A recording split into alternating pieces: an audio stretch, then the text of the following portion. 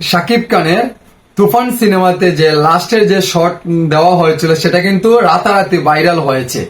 শাকিব খানের যে দুষ্টু কোকিল গানটি আছে না, দুষ্টু কোকিল ডাকে রে, সেই গানের পারফরমেন্স করেছিল তো আমাদের মিমি চক্রবর্তী এবং কি শাকিব খান। এই শুটিং এর শুট মানে লাস্টের যে শুটটা নেওয়া হয়েছে এটা কিন্তু রাতারাতি ভাইরাল হয়েছে। আমাদের রাফি ভাই এটা পাবলিকলি করেছে। তো এই জিনিসটা অনেক ভালো লেগেছে। এমনকি একটি সিনেমা করতে কতটুকু কষ্ট হয় আপনারা এটা দেখলে একটু অল্প হলেও অনুভব করতে পারবেন। সো একটি শুটিং করা কত যে কষ্ট সিনেমার ক্ষেত্রে, বা এত 3 ঘন্টা 2.5 ঘন্টা যে সিনেমাগুলো দেখেন কতদিন লাগে আপনারা জানেন?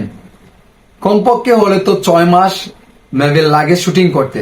তারপরে আছে এডিটিং এর জন্য দিতে হয়, কালার গ্রেডিং করতে হয়, তারপরে ব্যাকগ্রাউন্ড মিউজিক সিলেক্ট করতে হয়, গান সিলেক্ট করতে হয়, তারপরে গেল যে দৃশ্যগুলা করেছে তারপরে এগুলা কিন্তু একের পর এক ধাপে ধাপে ধাপে ধাপে মিলিয়ে নিতে হয়।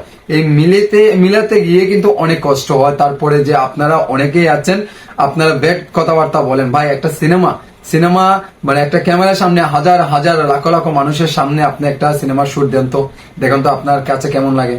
সো সাধারণ বিষয় নয়, সিনেমা করতে হিম্মতের প্রয়োজন।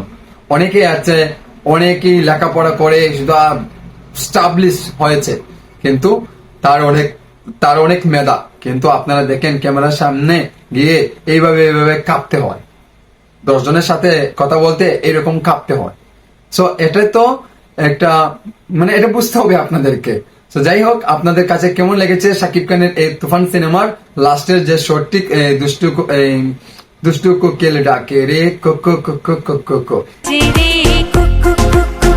এই দুষ্টু কোকিল গানটি আপনাদের কাছে আবারও আমি আপলোড করলাম, আপনাদের কাছে ভালো লাগবে এবং কি আপনারা আপনাদের মহামূল্যবান মতামতটি আমার এই ভিডিওর কমেন্ট বক্সে বলে যাবেন। সো শাকিব খানের তুফান সিনেমাটি আপনারা ঘরে বসে অল্প টাকায় দেখতে পাচ্ছেন চরকিতে, এমনকি হয়েছে বা ইত্যাদি ইত্যাদি প্ল্যাটফর্মে, জিপিতেও দেখতে পারবেন, বাঙালিঙে দেখতে পারবেন। সবটাতে আপনার ঘরে বসে মাত্র কয়েকটা টাকা দিয়ে আপনারা এনজয় করতে পারবেন। যারা ব্যস্ততা ছিল সিনেমা হলে যেতে পারেন নাই, আপনারা ঘরে বসে আপনাদের ভালোবাসার মানুষ, ভালো লাগার মানুষ, আপনারা অপছন্দ লাগার মানুষ যাই বলেন না কেন, আপনারা একটাবার আমি রিকোয়েস্ট করছি তুফান সিনেমাটি দেখেন, ভালো লাগবে, শিখতে পারবেন অনেক কিছু। ভালো থাকবেন, সুস্থ থাকেন, আল্লাহ হাফিজ, আসসালামু আলাইকুম রহমতুল্লাহ বারাকাতুহু।